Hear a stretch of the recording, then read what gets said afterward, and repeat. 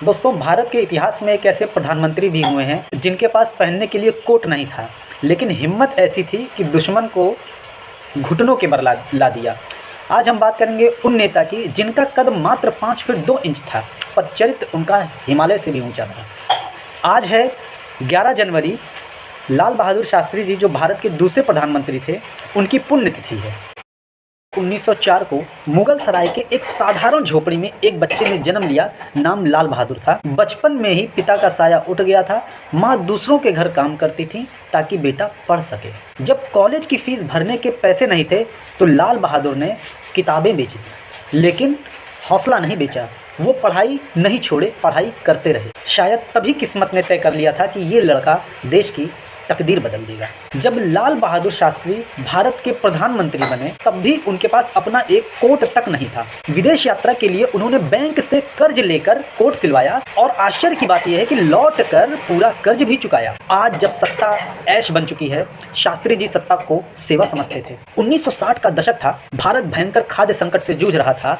अनाज कम था, लोग भूखे थे, गरीबी थी, भुखमरी थी। शास्त्री जी ने देश से कहा, अगर हम हफ्ते में एक दिन खाना नहीं खाएंगे तो देश बच जाएगा।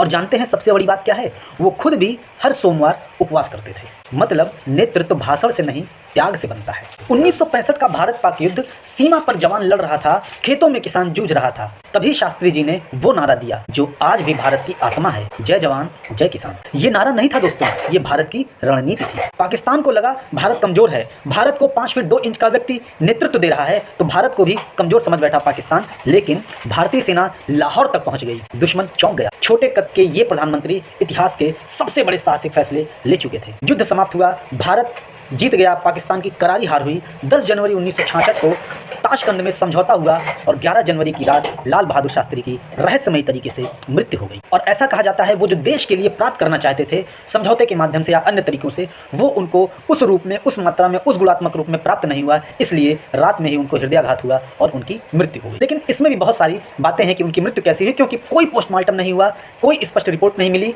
आज भी सवाल उठते हैं कि क्या यह स्वाभाविक मृत्यु थी या इतिहास का सबसे बड़ा रहस्य। सवाल आज भी जिंदा है, लेकिन जवाब नहीं है। जब शास्त्री जी का निधन हुआ तो उनके पास न जमीन थी, न धन था, न बंगला। उनका परिवार सामान्य जीवन जी रहा था।